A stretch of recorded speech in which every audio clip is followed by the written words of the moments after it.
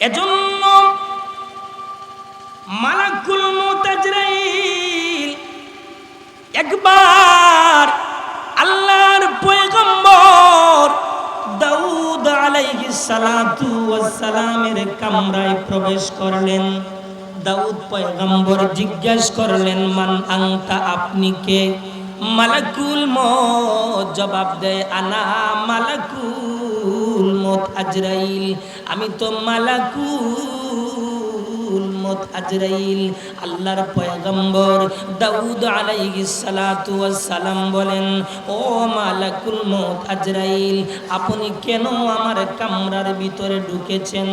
মালাকুল মউত আজরাইল বলেন, ও দাউদ পয়গম্বর, আপনার জানটাকে কবজ করব, আপনার রূহটাকে বের করব। এবার আল্লাহর পয়গম্বর দাউদ আলাইহিস সালাতু ওয়াস সালাম মালাকুল মউত আজরাইলকে বলেন, ও মালাকুল মউত আজরাইল, তুমি এমন সময় আমার খেদমতে এসেছো, এমন সময় আমার কামরার ভিতরে ঢুকেছো, আমি কিন্তু মরণের জন্য মুঠোই প্রস্তুতি গ্রহণ করি নাই।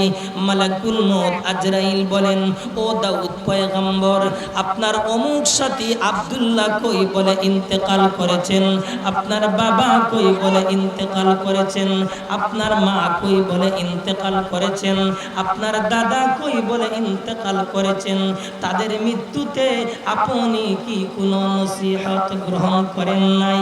তারা যে একদিন হঠাৎ কইরা চলে গেছে, আপনি একদিন হঠাৎ কইরা চলে যেতে হবে, তাদের মৃত্যুতে আপনি কোনো নসিহত গ্রহণ করেন নাই। শুধু তা নয়, আপনি কি আল্লাহর বিধান সম্পর্কে জানেন? লিকুল্লি উম্মাতিন আজাল, ইদা আজালুহুম ফালা ইস্তাখিরুনা সাআতান ওয়ালা ইস্তাকদিমুন। আজল যখন চলে আসবে, আজরাইল যখন চলে আসবে, তখন তুমি সামনের দিকে যেতে পারবে না, পেছন দিকেও আসতে পারবে না, ওই অবস্থায় তোমার জানটা কবজ করা হবে। এই বলে মালাকুল মউত আজরাইল আল্লাহর পয়গম্বর দাউদের জানটাকে কবজ করলেন। ও মুসলমান ভাই, এজন্য মরণ থেকে কেউ বাঁচতে পারবেন না, মরণের স্বাদ সবাই ভোগ করতে হবে, আজরাইলের সাথে সবাই সাক্ষাৎ করতে হবে। আমি এবং আপনারা তো সাধারণ মানুষ, এমন কি নবী রাসূলগণ পারেন নাই স্বয়ং মৃত্যুকে বিলম্ব করতে, মৃত্যুকে দেরি করতে। যেমন আল্লাহর পয়গম্বর সুলাইমানের এত পাওয়ার থাকার পর, এত রাজত্ব থাকার পর, তিনিও পারেন নাই স্বয়ং মৃত্যুকে বিলম্ব করতে, মৃত্যুকে দেরি করতে। আল্লাহর পয়গম্বর সুলাইমান আলাইহিস সালাতু ওয়াস সালামের রাজত্ব শুধুমাত্র মানুষের উপর ছিল তা নয়, বরং মানব দানব পশু পাখি সবার উপরই ছিল তার রাজত্ব, এমনকি জিনদের উপরই ছিল তার রাজত্ব। এজন্য আল্লাহর পয়গম্বর সুলাইমান আলাইহিস সালাতু ওয়াস সালাম বাইতুল মুকাদ্দাস নির্মাণ করার জন্য সিদ্ধান্ত করলেন, কিন্তু কাজ শুরু করলেন দাউদ আলাইহিস সালাতু ওয়াস সালাম, তিনি শেষ করতে পারেন নাই। তারপর আল্লাহর পয়গম্বর সুলাইমান ইবনে দাউদ আলাইহিস সালাতু ওয়াস সালাম কাজ শুরু করলেন, জিনদের মাধ্যমে কাজ শুরু করলেন, জিনদের মাধ্যমে কাজ শেষ করলেন। বিশাল বড় বড় পাথর, কয়েক হাজার টন ওজনের পাথর বিভিন্ন দূর দূরান্তর অঞ্চল থেকে জিনদের মাধ্যমে বহন করে নিয়ে আইসা বাইতুল মুকাদ্দাসের নির্মাণের কাজ করেছেন।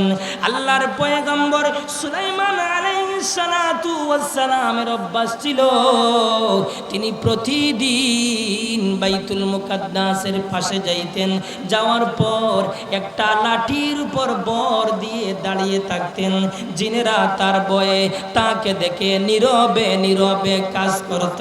এইভাবে বাইতুল মুকাদ্দাসের 4 ভাগের 3 ভাগের কাজ শেষ হয়ে যায়, শুধুমাত্র 1 ভাগের কাজ বাকি রয়ে যায়। একদিন আল্লাহর পয়গম্বর সুলাইমান বাইতুল মুকাদ্দাসের পাশে লাঠির উপর বর দিয়ে দাঁড়িয়ে আছেন। জিনেরা তার ভয়ে তাকে দেখে নীরবে নীরবে কাজ করতেছে। এমত অবস্থায় একজন অপরিচিত লোক চলে আসলো। চলে আসার পর সালাম দেয়, আসসালামু আলাইকুম। পয়গম্বর সুলাইমান সালামের জবাব দেন। সালামের জবাব দেওয়ার পরও লোকটা চলে যায় না, কোনো কথাও কয় না। শুধুমাত্র পয়গম্বর সুলাইমানের চেহারা মুবারকের দিকে তাকাইয়া আছে। এবার পয়গম্বর সুলাইমান জিজ্ঞাসা করলেন, মান আনতা, আপনি কে? মালাকুল মউত আজরাইল বলেন, আনা মালাকুল মউত আজরাইল, আমি তো মালাকুল মউত আজরাইল। আল্লাহর পয়গম্বর সুলাইমান বলেন, ও আজরাইল ভাই, আপনি কেন আমার নিকট এসেছেন? মালাকুল মউত আজরাইল বলেন, ও পয়গম্বর সুলাইমান, আপনার জানটাকে কবজ করব। মালাকুল মউত আজরাইল বলেন, ও পয়গম্বর সুলাইমান, আপনি কি আমার দায়িত্ব সম্পর্কে জানা নেই? আমি কারো বাড়িতে আশীর্বাদ করার জন্য যাই নাই, দাওয়াত খাওয়ার জন্য যাই নাই, বন্ধুত্ব লাগানোর জন্য যাই নাই। আমার দায়িত্ব হলো মানুষের জানটা কবজ করা। সুতরাং আপনার খেদমতে এসেছি, আপনার জানটাকে কবজ করব, আপনার রূহটাকে কবজ করব। এবার পয়গম্বর সুলাইমান মালাকুল মউত আজরাইলকে বলেন, ও মালাকুল মউত আজরাইল, আসলেই কি আপনি আমার জানটা কবজ করবেন? বলে, হ্যাঁ, আমি তোমার জানটা কবজ করব। এবার পয়গম্বর সুলাইমান বাইতুল মুকাদ্দাসের দিকে তাকাইলেন। তাকাইয়া দেখলেন 4 ভাগের 3 ভাগের কাজ শেষ হয়ে যায়, শুধুমাত্র 1 ভাগের কাজ বাকি রয়ে যায়। এবার পয়গম্বর সুলাইমান মনে মনে চিন্তা করেন আর ভাবেন, এই মুহূর্তে যদি আমার মরণ হয়ে যায়, মত হয়ে যায়, জিনেরা যদি জানতে পারে, বুঝতে পারে আমার মরণ হয়ে গেছে, তাহলে জিনেরা কাজ করবে না। জিনেরা ছাড়া ওই কাজ আর কেউ করতে পারবে না। এমত অবস্থায় বাইতুল মুকাদ্দাসের কাজ শেষ হবে না। এবার পয়গম্বর সুলাইমান মালাকুল মউত আজরাইলকে বলেন, ও মালাকুল মউত আজরাইল, ওই মুহূর্তে আবার জানটা কি কবজ করলে না কি চলে না? মালাকুল মউত আজরাইল বলেন, ও পয়গম্বর সুলাইমান, আমি আজরাইলের কোনো ক্ষমতা নেই। যার যেই পরিমাণ আল্লাহ হায়াত বরাদ্দ দিয়েছেন, আমি আজরাইল 1 সেকেন্ড আগেও জান কবজ করার কোনো হুকুম নেই, 1 সেকেন্ড পরেও জান কবজ করার কোনো হুকুম নেই। সুতরাং আপনার বেলায় ওই মুহূর্তেই আমার কিছুই করার নেই। এবার পয়গম্বর সুলাইমান আকাশের দিকে তাকাইয়া বলেন, ও আকাশের মালিক, ওই দেখো তোমার ঘর বাইতুল মুকাদ্দাস, 4 ভাগের 3 ভাগের কাজ শেষ, শুধুমাত্র 1 ভাগের কাজ বাকি রয়েছে। এবার যদি আমার মরণ হয়ে যায়, মৌত হয়ে যায়, জিনেরা যদি জানতে পারে, বুঝতে পারে আমার মরণ হয়ে গেছে, তাহলে জিনেরা কাজ করবে না। জিনেরা ছাড়া ওই কাজ আর কেউ করতে পারবে না। এমতো অবস্থায় বাইতুল মুকাদ্দাসের কাজ শেষ হবে না। ও মালিক, তোমার ঘরের স্বার্থে তুমি আল্লাহ আমার হায়াতটুকু বাড়িয়ে দাও। আল্লাহ ডাক দিয়ে বলেন, ওরে সুলাইমান, আমি আল্লাহর কুদরতি নিজামে কারো হায়াত বাড়িয়ে দেওয়ার এবং কমিয়ে দেওয়ার কোনো অবকাশ নেই। তুমি যতই আমার কাছে অনুরোধ করো না কেন, তোমার অনুরোধ গ্রহণ করা হবে না। এই অবস্থায় তোমার জানটা কবজ করা হবে। এবার মালাকুল মউত আজরাইল বলেন, ও প্রভু, তাহলে তোমার ঘরের কাজটা শেষ হওয়ার জন্য একটা ব্যবস্থা করো। আল্লাহ বলেন, সুলাইমান রে, তা হতে পারে, এবার পয়গম্বর সুলাইমান আসমানের মালিকের কাছে বলেন, ও আসমানের মালিক, ব্যবস্থাটা কি? ব্যবস্থা হলো, আল্লাহ ডাক দিয়ে বলেন, ও সুলাইমান, তুমি যেইভাবে প্রতিদিন বাইতুল মুকাদ্দাসের পাশে যাইয়া লাঠির উপর বর দিয়ে দাঁড়িয়ে থাকো, জিনেরা তোমার ভয়ে তোমাকে দেইকা নীরবে নীরবে কাজ করে, আমি আল্লাহ তোমার রূহটা, তোমার জানটা লাঠির উপর বর করা অবস্থায় জানটা কবজ করব। যতদিন পর্যন্ত আমার ঘরের শেষ না হবে, আমার ঘরের কাজ শেষ না হবে, ততদিন পর্যন্ত আমি আল্লাহ তোমার দেহটাকে সংরক্ষণ করে রাখবো। এবার মালাকুল মউত আজরাইল পয়গম্বর সুলাইমানের রূহটা লাঠির উপর বর করা অবস্থায় জানটা কবজ করলেন। মহান আল্লাহ পয়গম্বর সুলাইমানের দেহটা মহান আল্লাহ দীর্ঘ 1 বছর পর্যন্ত হেফাজত করে রাখলেন। দীর্ঘ 1 বছর পর্যন্ত জিনেরা 24টা ঘন্টা কাজ করতেছে। পয়গম্বর সুলাইমানের রূহ কবজ করার পূর্বে জিনেরা শুধু দিনের বেলায় কাজ করত, এবার 24 ঘন্টা কাজ করতেছে। কারণ পয়গম্বর সুলাইমান 24টা ঘন্টা লাঠির উপর বর দিয়ে দাঁড়িয়ে আছে, তাই এরা 24 ঘন্টা কাজ করতেছে। দীর্ঘ 24 ঘন্টা 1 বছর কাজ করার পর বাইতুল মুকাদ্দাসের যখন কাজ শেষ হয়ে যায়, হঠাৎ কইরা একদিন পয়গম্বর সুলাইমানের দেহটা মাটিতে পড়ে যায়। জিনেরা দৌড় দিয়ে চলে আসলো, আয়েশা অনেক পরীক্ষা নিরীক্ষা করে দেখলো আল্লাহর পয়গম্বর সুলাইমানের রূহটা আরো বহু আগে বের করা হয়েছে। পয়গম্বর সুলাইমানের রূহটা আরো বহু আগে কবজ করা হয়েছে।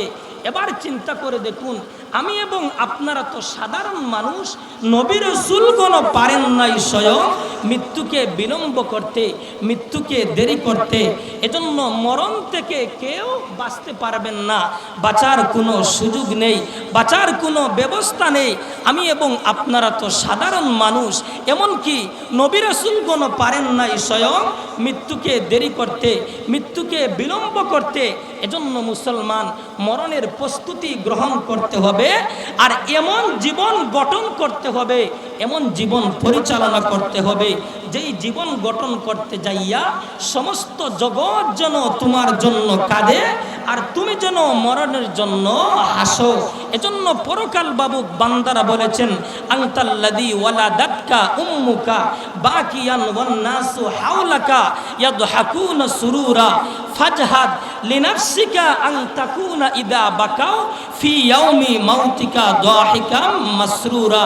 যখন তুমি এসেছিলে ববে, কেঁদেছিলে তুমি একা, হেসেছিলে সবে, এমন জীবন তুমি করিবে গঠন, মরণে হাসিবে তুমি, কাঁদিবে ভুবন। এমন জীবন তুমি গঠন করো, এমন জীবন তুমি পরিচালনা করো যে মরণের সময় তুমি হাসবে, আর সমস্ত জগৎ, সমস্ত ভুবন যেন তোমার জন্য কাঁদবে। আমার ভাই, এজন্য মরণ থেকে কেউ বাঁচতে পারবেন না। এজন্য বেশি বেশি কইরা মরণের কথা স্মরণ করতে হবে। এজন্য আল্লাহর রাসূল বলেন, ও আমার মায়ের উম্মতেরা, তোমরা বেশি বেশি কইরা মরণের কথা স্মরণ করো। আল্লাহর রাসূল বলেন, ও আমার মায়ের উম্মতেরা, তোমরা যদি বেশি বেশি কইরা মরণের কথা স্মরণ করো, তাহলে তোমাদের দিলটা সতেজ হয়ে যাবে। শুধু তা নয়, আল্লাহর রাসূল বলেন, বেশি বেশি কইরা যদি মরণের কথা স্মরণ করেন, তাহলে মরণের যে একটা যন্ত্রণা আছে, মরণের যে একটা কষ্ট আছে, এই কষ্টটা মহান আল্লাহ দূর করে দেবেন। জোরে কন্যা সুবহানাল্লাহ। এজন্য মুসলমান বেশি বেশি কইরা মরণের কথা স্মরণ করবেন, বেশি বেশি কইরা যদি মরণের কথা স্মরণ করেন, তাহলে আপনার আমার অন্তরের ভিতরে দুনিয়ার যে একটা মহব্বত আছে, ধন দৌলতের মহব্বত, টাকা পয়সার মহব্বত, সকল মহব্বত অন্তর থেকে বের হইয়া জান্নাতের মহব্বত, পরকালের মহব্বত, আল্লাহর মহব্বত অন্তরের ভিতরে চলে আসবে। জোরে কন্না সুবহানাল্লাহ। শুধু তা নয়, আম্মা জান আয়েশা বলেন, ইয়া রাসূলুল্লাহ, ইয়া হাবিবাল্লাহ, ওগো নবীজি, হাসরের ময়দানে শাহাদত প্রাপ্ত ব্যক্তি ছাড়া কেউ কি শহীদের মর্যাদা লাভ করতে পারবে? আল্লাহর রাসূল বলেন, ওরে আয়েশা, কোন বান্দা বান্দি যদি দৈনন্দিন যদি প্রতিদিন যদি 20 বার মরণের কথা স্মরণ করে, আল্লাহর রাসূল বলেন ওই বান্দা বান্দিকে মহান আল্লাহ শহীদের মর্যাদা লাভ করে দেন। জোরে কন্না সুবহানাল্লাহ। এজন্য মুসলমান বেশি বেশি কইরা মরণের কথা স্মরণ করবেন। মরণের কথা স্মরণ করা সম্পর্কে ইব্রাহিম তাইমি রহমতুল্লাহি আলাইহি বলেন, দুইটা জিনিসের কারণে আমার অন্তর থেকে সব ধরনের ভালোবাসা, ছেলে সন্তানের ভালোবাসা, ধন দৌলতের ভালোবাসা অন্তর থেকে দূর হয়ে যায়। 1 নম্বর হলো মরণের ভয়, 2 নম্বর হলো হাসরের ময়দানে মহান আল্লাহর সামনে কি নিয়া দাঁড়াইব, সেই ভয়ে আমার অন্তর থেকে সকল ভালোবাসা চলে গেছে। এজন্য বেশি বেশি কইরা মরণের কথা স্মরণ করবেন। আল্লাহর রাসূল বলেন, আকসিরু যিকরা হাদিমিল লাযযাতিল মাউত। ও আমার মায়ের উম্মতেরা, তোমরা বেশি বেশি কইরা মরণের কথা স্মরণ করো, কারণ মরণের স্বাদ কিন্তু সবাই ভোগ করতে হবে। কথা বলেন ঠিক কিনা? মরণ থেকে কেউ বাঁচতে পারবেন না। আর মরণের কথা স্মরণ করার অর্থ আবার এই নয় তুমি একটা তাসবিহ নিয়া শুধুমাত্র জপতে থাকলা মরণ মরণ মরণ না। মরণের কথা স্মরণ করার অর্থ হলো তুমি মরণের আগের এবং পরের অবস্থাটা নিয়া মুরাকাবা করা, চিন্তা করা। শুধু তা নয়, ইমাম গাজ্জালি রহমতুল্লাহি আলাইহি তার কিতাবের ভিতরে লিখেছেন, অর্থ হলো তুমি একাগ্র চিত্রে তুমি নির্জনে বৈশা বৈশা চিন্তা করো তোমার বাবাকে কেমনে তুমি দাফন করেছো, তোমার মাকে কেমনে তুমি কবরে নামাইছো, এইভাবে তুমি চিন্তা করা। এজন্য এত লম্বা ওয়াজের কোনো দরকার নেই। আল্লাহর রাসূল বলেন, কাফা বিল মাউতে ওয়াইজা। মানুষের উপদেশ হাসিল করার জন্য আল্লাহর রাসূল বলেন মরণের ওয়াজটাই যথেষ্ট। এজন্য মুসলমান বেশি বেশি কইরা মরণের কথা স্মরণ করবেন আর নেককার হয়ে মৃত্যুবরণ করতে হবে। পরকালের সামান জোগাড় কইরা, আখিরাতের সামান জোগাড় কইরা, জান্নাতের সামান জোগাড় কইরা মৃত্যুবরণ করতে হবে। নেককার হয়ে যদি মৃত্যুবরণ করতে পারেন, পরকালের সামান জোগাড় কইরা যদি মৃত্যুবরণ করতে পারেন, তাহলে মালাকুল মউত আজরাইল যখন নেককারের সাথে সাক্ষাৎ করবে, মালাকুল মউত আজরাইল যখন নেককারের সাথে মুলাকাত করবে, আজরাইলের সাক্ষাতের রূপটা কেমন হবে, আজরাইলের সাক্ষাতের দৃশ্যটা কেমন হবে, ওই প্রসঙ্গে আল্লাহর পয়গম্বর ইব্রাহিম আলাইহিস সালাতু ওয়াস সালাম একদিন মালাকুল মউত আজরাইলকে বলেন, ও মালাকুল মউত আজরাইল, তুমি যে নেককার বান্দা বান্দির জানটা কবজ করো, কোন আকৃতি নিয়া কোন রূপ ধারণ কইরা নেককার বান্দা বান্দির জানটা কবজ করো তা আমি একটু দেখতে চাই। মালাকুল মউত আজরাইল ইব্রাহিম পয়গম্বরের কথায় সেই রূপ ধারণ করলেন। এবার ইব্রাহিম পয়গম্বর তাকাইয়া দেখলেন তার সামনে একজন যুবক দাঁড়িয়ে আছে, যার চেহারার ভিতরে জলমল জলমল করতেছে, দেহের ভিতর থেকে ঘ্রাণ বের হইতেছে। ইব্রাহিম পয়গম্বর বলেন, এত সুন্দর চোখ, এত সুন্দর পা। ইব্রাহিম পয়গম্বর বলেন, আমার জিন্দেগিতে কখনো দেখি নাই। আল্লাহর পয়গম্বর ইব্রাহিম আলাইহিস সালাতু ওয়াস সালাম বলেন, ও মালাকুল মউত আজরাইল, তুমি যে নেককার বান্দা বান্দির জান কবজ করো, নেককার বান্দা বান্দির জান কবজের সময়, মরণের সময় অন্য কোনো বস্তু যদি নাও থাকে, অন্য কোনো জিনিস যদি নাও থাকে, মরণের সময় নেককার বান্দা বান্দির আরাম আয়েশের জন্য তোমার ওই মনোমুগ্ধকর চেহারাটাই যথেষ্ট। জোরে কন্না সুবহানাল্লাহ। ও মুসলমান ভাই, শুধু তা নয়, নেককার বান্দা বান্দির যখন মরণের সময় ঘনিয়ে আসবে, আমার আল্লাহ রাব্বুল আলামিন মালাকুল মউত আজরাইলকে বলেন, ও মালাকুল মউত আজরাইল, আমার অমুক বান্দাকে আমার নিকট নিয়ে আসো। আমার বান্দার পরীক্ষা হয়ে গেছে, আমার বান্দাকে আমি যেমন ভাবে দেখতেছিলাম তেমন ভাবে পেয়েছি, সুতরাং আমার বান্দাকে আমার নিকট নিয়ে আসো। আল্লাহ যখন ঘোষণা করবেন, এবার মালাকুল মউত আজরাইল 500 ফেরেশতা সহ নেককার বান্দা বান্দির সামনে আগমন করবেন এবং তাকে সুসংবাদ জানানোর জন্য ফুলের মালা নিয়া দুই পাশে সারিবদ্ধ হয়ে দাঁড়িয়ে যাবেন। চতুর্দিক থেকে ঘ্রাণ বের হইতে থাকবে, খুশবু বের হইতে থাকবে। ওইদিকে ইবলিস ওই অবস্থা দেখা নিজের মাথার ভিতরে আঘাত করতে থাকবে, চিৎকার করতে থাকবে। ইবলিসের শিষ্যরা বলবে, আপনি কেন আপনার নিজের মাথার ভিতরে আঘাত করেন, আপনি কেন চিৎকার করতেছেন? এবার ইবলিস নেককার বান্দা বান্দি থেকে তাকাইয়া বলবেন, তোমরা তো কিছুই দেখতে পারো নাই। এবার ইবলিসের শিষ্যরা বলবে, আমরা তো অনেক চেষ্টা করেছিলাম আল্লাহর বান্দাকে গুনাহের কাজ করানোর জন্য, কিন্তু পারি নাই, কারণ তার ভিতরে রয়েছে মহান আল্লাহর ভয়। এজন্য যাদের ভিতরে আল্লাহর ভয় থাকবে, এরা কখনো খারাপ কাজ করবে না, এরা কখনো অন্যায় করবে না। এজন্য মুসলমান নেককার হয়ে মৃত্যুবরণ করতে হবে, পরকালের সামান জোগাড় কইরা, জান্নাতের সামান জোগাড় কইরা মৃত্যুবরণ করতে হবে।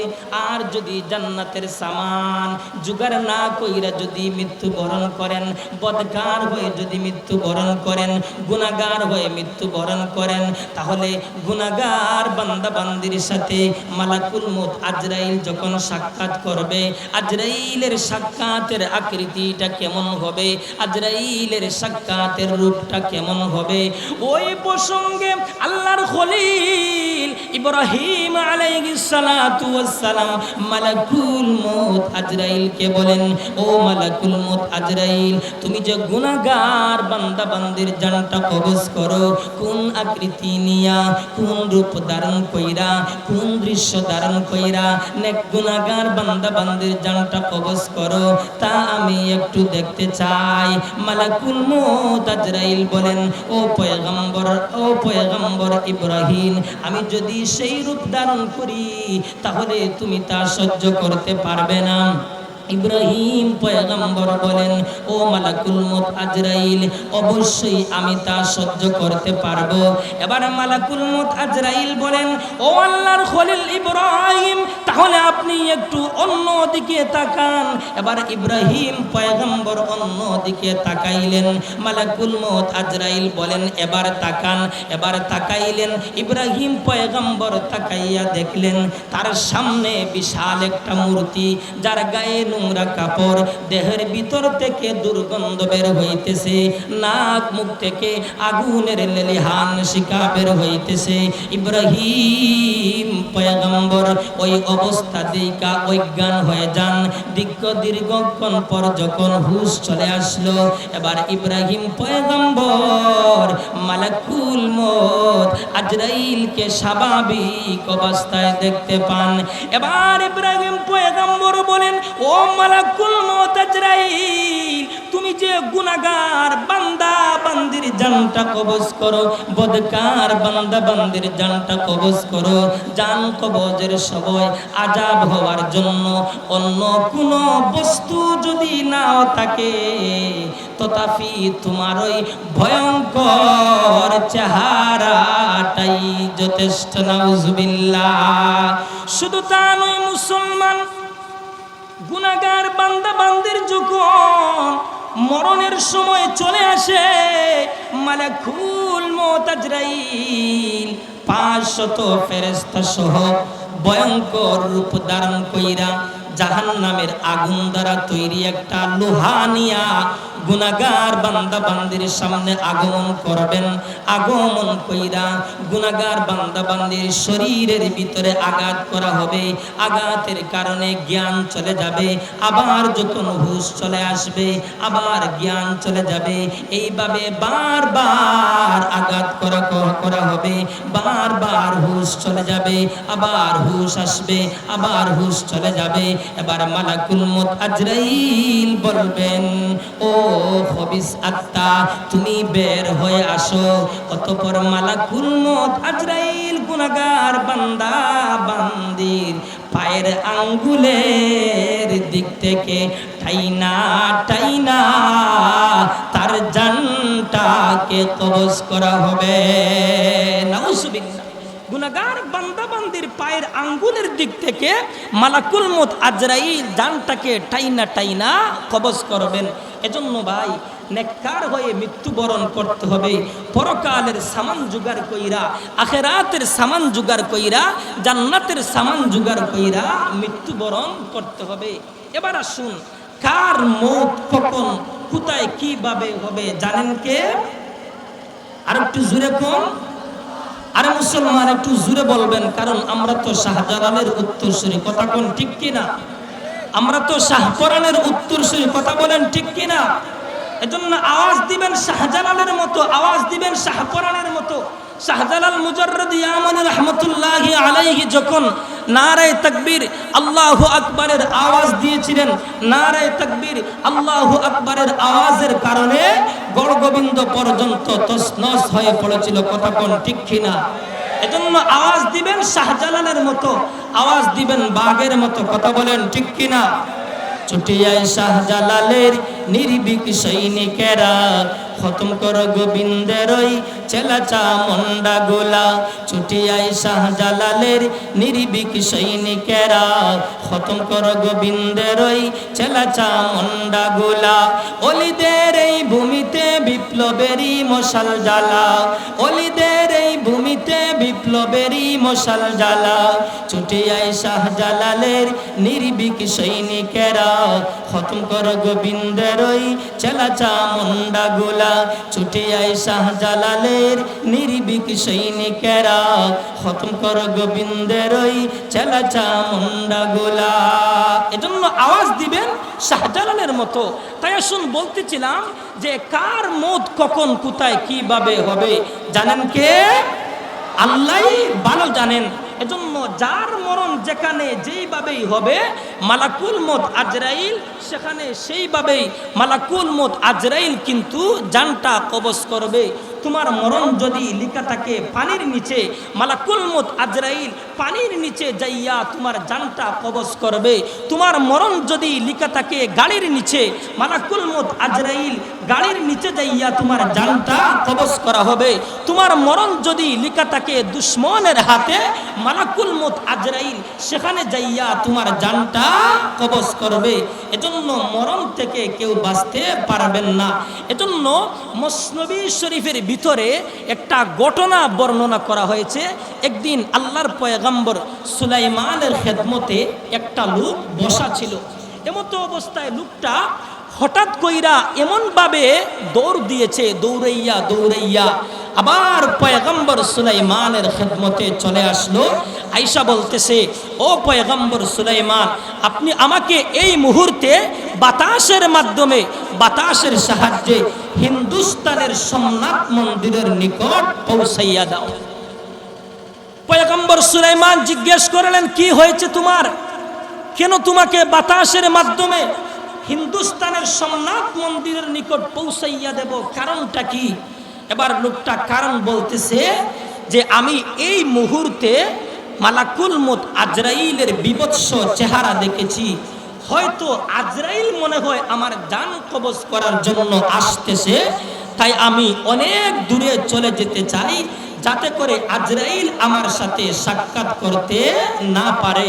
আমার ভাই, এবার পয়গম্বর সুলাইমান বাতাসকে আদেশ করলেন, যাও ওই লোকটাকে সোমনাথ মন্দিরের নিকট পৌঁছাইয়া দাও। এবার লোকটা ঢুকতে না ঢুকতেই মালাকুল মউত আজরাইল কিন্তু তার জানটা কবজ করলেন। পরবর্তীতে একদিন পয়গম্বর সুলাইমানের সাথে আজরাইলের দেখা হয়ে যায়। পয়গম্বর সুলাইমান আজরাইলকে জিজ্ঞেস করলেন, ও আজরাইল ভাই, ওই যে তুমি ওই লোকটাকে বিভৎস চেহারা দেখানোর কারণটা কি? কারণটা জিজ্ঞাসা করলেন। মালাকুল মউত আজরাইল বলেন, ও পয়গম্বর সুলাইমান, আল্লাহ আদেশ করেছেন, আল্লাহ হুকুম করেছেন ওই লোকটার জানটা কবজ করব সোমনাথ মন্দিরের কাছ থেকে।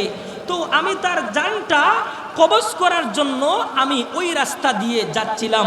হঠাৎ কইরা তাকাইয়া দেখলাম সে আমার সামনে। তখন আমি শুধুমাত্র তার চেহারার দিকে তাকাচ্ছিলাম। আল্লাহর বিধান নয় যে তার এই মুহূর্তে জান কবজ করব, শুধুমাত্র আমি তার চেহারার দিকে তাকাচ্ছিলাম। এবার আমি তার জানটা কবজ করার জন্য রওনা হলাম। মালাকুল মউত আজরাইল বলেন, ও পয়গম্বর সুলাইমান, মহান আল্লাহ আমাকে যেইভাবে আদেশ করেছেন তার জানটা কবজ করার জন্য, যেইভাবে, যেই জায়গায়, যেই স্থানে, যেই অবস্থায় আমি আজরাইল লক্ষ্য করে দেখলাম যে ওই লোকটা ওই জায়গায়, ওই স্থানে, ওই অবস্থায় বসে আছে, তখন আমি আল্লাহর গুণাগুণ বর্ণনা করলাম আর আমি আল্লাহর হুকুমে তার জানটা কবজ করলাম। সুবহানাল্লাহ। এজন্য মুসলমান, মরণ থেকে কেউ বাঁচতে পারবেন না, মরণ থেকে বাঁচার কোনো সুযোগ নেই।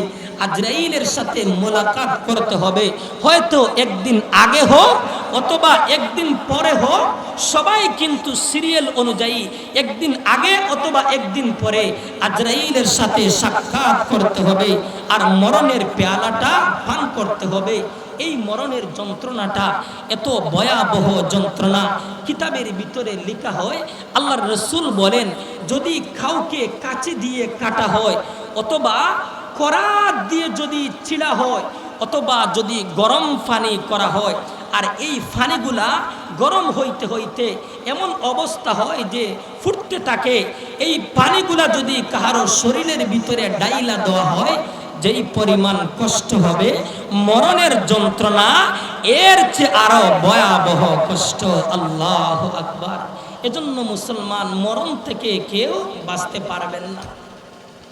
শুধু তা নয়, আল্লাহর পয়গম্বর ইদ্রিস আলাইহিস সালাতু ওয়াস সালাম শোক করে যে মৃত্যুবরণ করেছেন, ইদ্রিস পয়গম্বরের শোকের মৃত্যুতে কত কষ্ট হয়েছে জানো? মালাকুল মউত আজরাইল আল্লাহর দরবারে বলেন, প্রভু গো, আমি তোমার ইদ্রিস পয়গম্বরের সাথে বন্ধুত্ব করতে চাই, ইদ্রিস পয়গম্বরের সাথে আমি দুস্তি করতে চাই। আমার আল্লাহ ডাক দিয়ে বলেন, ও মালাকুল মউত আজরাইল, তুমি যদি আমার ইদ্রিস পয়গম্বরের সাথে বন্ধুত্ব করতে চাও, দুস্তি যদি করতে চাও, তাহলে দুস্তি লাগাও, বন্ধুত্ব লাগাও, আমার কোনো সমস্যা নেই। এবার মালাকুল মউত আজরাইল ইদ্রিস পয়গম্বরের খেদমতে যাইয়া বলেন, ও ইদ্রিস পয়গম্বর, আমি তোমার সাথে বন্ধুত্ব করতে চাই, দুস্তি করতে চাই। ইদ্রিস পয়গম্বর বলেন, ও মালাকুল মউত আজরাইল, আমি যার তার সাথে বন্ধুত্ব করি না, দুস্তি করি না, তবে তুমি আজরাইল যেহেতু এসেছো, আমি তোমার সাথে বন্ধুত্ব করতে পারবো, তোমার সাথে দুস্তি করতে পারবো। তবে আমার 3টা শর্ত মানতে হবে। কয়টা শর্ত? জুড়ে কম। 3টা শর্ত মানতে হবে।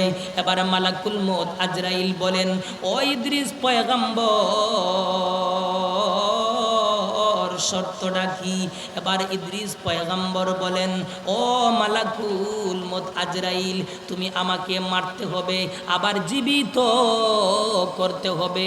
মরণের যন্ত্রণা কেমন তা তুমি আমাকে দেখাইতে হবে। 1 নম্বর শর্ত। 2 নম্বর শর্ত হলো তুমি আমাকে জাহান্নামের ভিতরে ঢুকাইতে হবে, আবার জাহান্নাম থেকে বের করতে হবে। 3 নম্বর শর্ত হলো তুমি আমাকে জান্নাতের ভিতরে ঢুকাইতে হবে। এই 3টা শর্ত যদি পালন করো, তাহলে আমি তোমার সাথে বন্ধুত্ব করব, দুস্তি করব। এবার মালাকুল মউত আজরাইল আল্লাহর দরবারে গিয়ে বলেন, প্রভু গো, আমি গিয়েছিলাম তোমার ইদ্রিসের কাছে, কিন্তু বেজাল আর বেজাল। আল্লাহ বলেন মালাকুল মউত আজরাইল, বেজাল কি? মালাকুল মউত আজরাইল বলেন, বেজাল হলো তোমার ইদ্রিস কয়, আমি যদি 3টা শর্ত পালন করি, 3টা শর্ত যদি মানি, তাহলে সে আমার সাথে বন্ধুত্ব করবে, দুস্তি করবে, নতুবা সে আমার সাথে দুস্তি করবে না। আল্লাহ ডাক দিয়ে বলেন, ও মালাকুল মউত আজরাইল, 3টা শর্ত কি? মালাকুল মউত আজরাইল বলেন, 1 নম্বর শর্ত হলো মারতে হবে, আবার জীবিত করতে হবে, মরণের যন্ত্রণা কেমন তা দেখাইতে হবে। 2 নম্বর শর্ত হলো জাহান্নামের ভিতরে ঢুকাইতে হবে, আবার বের করতে হবে। 3 নম্বর শর্ত হলো জান্নাতের ভিতরে ঢুকাইতে হবে। আল্লাহ ডাক দিয়ে বলেন, ও মালাকুল মউত আজরাইল, আমি আল্লাহ তোমাকে ক্ষমতা দিয়া দিলাম, যাও তুমি তাকে মারো, আবার জীবিত করো, মরণের যন্ত্রণা কেমন তারে দেখাও, জাহান্নামের ভিতরে ঢুকাও, আবার বের করো, জান্নাতের ভিতরে ঢুকাও। এবার মালাকুল মউত আজরাইল ইদ্রিস পয়গম্বরের খেদমতে গিয়ে বলেন, ও ইদ্রিস পয়গম্বর, আমি তোমার 3টি শর্ত পালন করব। এবার মালাকুল মউত আজরাইল ইদ্রিস পয়গম্বরকে মারলেন, আবার জীবিত করলেন, মরণের যন্ত্রণা কেমন তা দেখালেন। এবার মালাকুল মউত আজরাইল বলেন, ও ইদ্রিস পয়গম্বর, এবার আপনি আমার সাথে বন্ধুত্ব করুন না, আপনি আমার আরেকটা শর্ত পালন করুন, জাহান্নামের ভিতরে ঢুকান, আবার বের করুন। এবার মালাকুল মউত আজরাইল ইদ্রিস পয়গম্বরকে জাহান্নামের ভিতরে ঢুকাইলেন, আবার বের করলেন। মালাকুল মউত আজরাইল বলেন, ও ইদ্রিস পয়গম্বর, এবার আপনি আমার সাথে বন্ধুত্ব করুন না, এবার আপনি আমাকে জান্নাতের ভিতরে ঢুকান। এবার মালাকুল মউত আজরাইল ইদ্রিস পয়গম্বরকে জান্নাতের ভিতরে ঢুকাইলেন। জান্নাতের ভিতরে ঢুকাইয়া ইদ্রিস পয়গম্বর বলেন, ও মালাকুল মউত আজরাইল, মানুষের একবার মরণ হয়, মানুষ একবার জাহান্নামে যায়, মানুষ একবার জান্নাতে যায়। সুতরাং জান্নাতে এসেছি, আর আমি বের হব না। জোরে পড়ুন সুবহানাল্লাহ। ও মুসলমান ভাই, ওই ইদ্রিস পয়গম্বর শখ করে যে মৃত্যু বরণ করেছেন, শখের মৃত্যুতে কত কষ্ট হয়েছে জানো? কিতাবের ভিতরে লেখা হয়, যদি জীবন্ত একটা বকরির পেছনের যদি 2টি পা উপরের দিকে লটকানো হয়, তাজা বকরির তাজা চামড়া যদি এক টান দিয়া যদি নাভি বরাবর আনা হয়, আর এক টান দিয়া তাজা বকরির তাজা চামড়া যদি গলা বরাবর আনা হয়, আর এক টান দিয়া তাজা বকরির সমস্ত তাজা চামড়া গায়ে থেকে খুলতে যেই পরিমাণ কষ্ট হবে, শখের মৃত্যুতে ইদ্রিস পয়গম্বরের এর চেয়ে আরো ভয়াবহ কষ্ট হয়েছে। এজন্য মরণ থেকে কেউ বাঁচতে পারবেন না। এজন্য মুসলমান নেককার হয়ে মৃত্যুবরণ করতে হবে, নেককার হয়ে কবরের ভিতরে যাইতে হবে। নেককার হইয়া কবরের ভিতরে যদি যান, তখন আপনাকে যখন কবরের ভিতরে রাখা হবে, তখন প্রথমেই দুইজন ফেরেশতা চলে আসবে। একজনের নাম মুনকার, আরেকজনের নাম নাকির। ওই দুই ফেরেশতা আল্লাহর বান্দাকে জাগ্রত করবেন, জাগ্রত কইয়া বসাইয়া সালাম দেবেন। সালাম দিয়া তিনটা প্রশ্ন করবেন। এক নম্বর প্রশ্ন হলো, মার রাব্বুকা, তোমার রবকে। তুমি যদি আল্লাহর বিধান অনুযায়ী চলাফেরা করো, আল্লাহর হুকুম অনুযায়ী চলাফেরা করো, অটোমেটিক তোমার জবান থেকে বের হয়ে আসবে রাব্বি আল্লাহ। 2 নম্বর প্রশ্ন করা হবে, মা দীনুকা, তোমার ধর্মটা কি। তুমি যদি ইসলামের উপর মজবুত থাকো, অটোমেটিক জবান থেকে বের হয়ে আসবে দীনিয়াল ইসলাম। 3 নম্বর প্রশ্ন হলো, ওমান হাদার রাজুলুল্লাযী বুইসা ফীকুম, ওই মহা মনীষীকে, তোমার নবীকে তুমি যদি নবীজির সুন্নত অনুযায়ী জীবন যাপন গঠন করো, জীবন যাপন পরিচালনা করো, তাহলে অটোমেটিক তোমার জবান থেকে বের হয়ে আসবে, আমার নবী এমন একজন পয়গম্বর, যেই পয়গম্বর সর্বপ্রথম জমিন থেকে আত্মপ্রকাশ করবে, যেই পয়গম্বর সুপারিশ না করা পর্যন্ত বিচার শুরু হবে না, যেই পয়গম্বর সর্বপ্রথম জান্নাতের ভিতরে প্রবেশ করবে, ইনি হলেন আমার নবী, আপনার নবী, নবী মুহাম্মদুর রাসূলুল্লাহ। আওয়াজ দিয়ে কন্যা সাল্লাল্লাহু আলাইহি ওয়াসাল্লাম। এজন্য মুসলমান আল্লাহর বিধান অনুযায়ী যদি চলাফেরা করো, ইসলামের উপর যদি মজবুত থাকো, নবীজির সুন্নত অনুযায়ী যদি, নবীজির তরিকা অনুযায়ী যদি জীবন যাপন গঠন করো, অটোমেটিক তোমার জবান থেকে ওই 3টা প্রশ্নের জবাব বের হয়ে আসবে। জোরে কন্না সুবহানাল্লাহ। ও মুসলমান ভাই, এজন্য আল্লাহর বিধান অনুযায়ী চলাফেরা করবেন, নবীজির সুন্নত অনুযায়ী, নবীজির তরিকা অনুযায়ী জীবন যাপন গঠন করবেন। কারণ মুসিবতের সময়, বিপদের সময়, কঠিন সমস্যার সময় ওই নবী কিন্তু তোমাকে সুপারিশ কইরা জান্নাতের ভিতরে নিয়ে যাবে। জোরে কন্না সুবহানাল্লাহ। মুসিবতে না পাই যদি, মুসিবতে না পাই যদি করুণা তোমার, কবরে হাসরে কি হবে আমার, কবরে হাসরে কি হবে আমার। মুসিবতে না পাই যদি, মুসিবতে না পাই যদি করুণা তোমার, কবরে হাসরে কি হবে আমার, কবরে হাসরে কি হবে আমার। আছি গো ডুবে আমি পাপের ওই সাগরে, না জানি কি হবে ওপারে হাসরে। আছি গো ডুবে আমি পাপের ওই সাগরে, না জানি কি হবে ওপারে হাসরে। তোমারি সুপারিশ বিনে, তোমারি সুপারিশ বিনে কেমনে হব পার, কবরে হাসরে কি হবে আমার। মুসিবতে না পাই যদি, মুসিবতে না পাই যদি করুণা তোমার, কবরে হাসরে কি হবে আমার, কবরে হাসরে কি হবে আমার। এজন্য মুসলমান বলতেছিলাম, আল্লাহর বিধান অনুযায়ী যদি